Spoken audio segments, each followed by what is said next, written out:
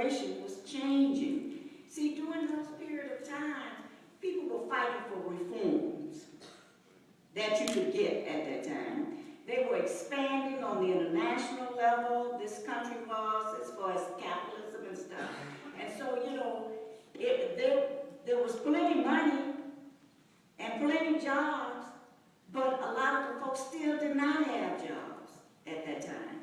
Our communities were, like we talked about, were decaying and they were urban renewing. The zoning folks were changing our areas, and as even at that time, if corporations and planners and people wanted those areas, they went into before the zoning body, just like they do now, and get it rezoned.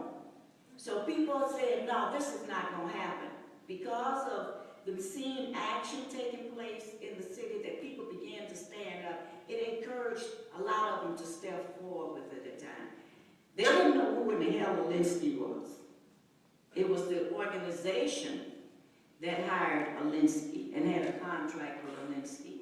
And it got to the point as Detroit moved into a black nationalist type of attitude, or what have you. At the plant level, that even changed. We couldn't be in a black nationalist attitude all the time or nothing like that, because the working class was multinational.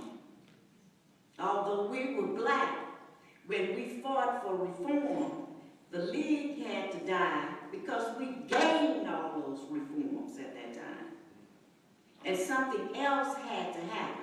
The League not only split, but we seeked out the need to sit down and start studying what we had not only been through, but we needed a better method to be able to accomplish what we were beginning to face. So we studied Marxism, Leninism, we studied anything we could get our hands on at that time, and began to build other organizations. So, you know, we had been, you name it, we probably had done it. And a lot of them, those old fellows and people like that, a lot have died, but a lot of them are still engaged. Because our duty now is to help the young folks to understand that the working class, you know, when Frances talked about in her book about the reserve army and permanent army of unemployed, the reserve army of unemployed, that existed at that time. We got a permanent army of unemployed because the name of the game is technology. And they do not need people to produce nothing in Michigan, Holly, like they did in that period of time. You could get fired at a factory here and do a noontime and go right across the street and get hired in another factory. And so, you know, that does not exist. So what do we have?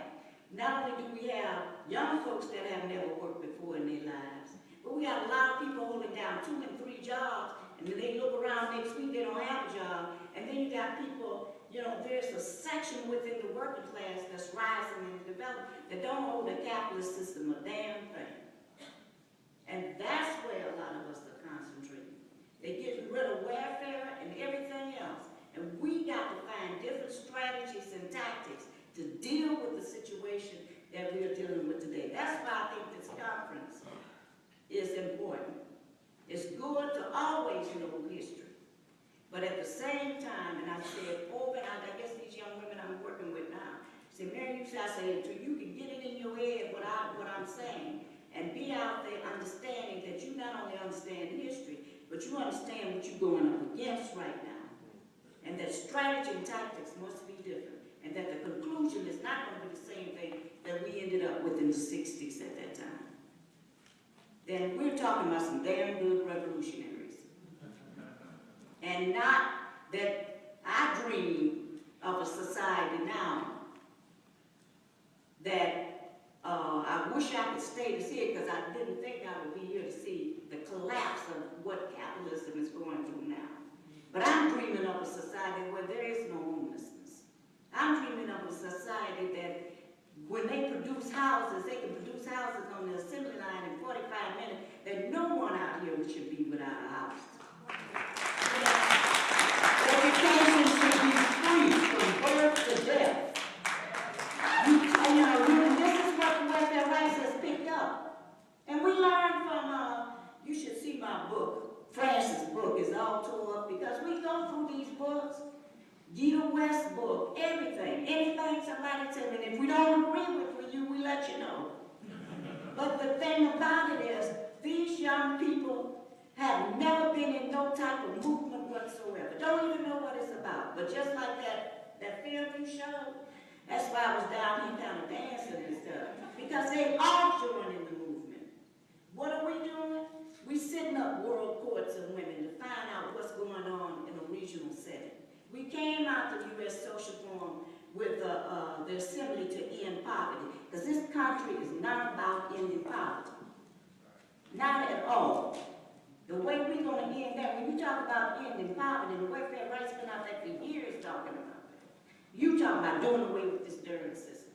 And I told my kids, bury me with my darn boots on, because I want to kick some butts on my way out.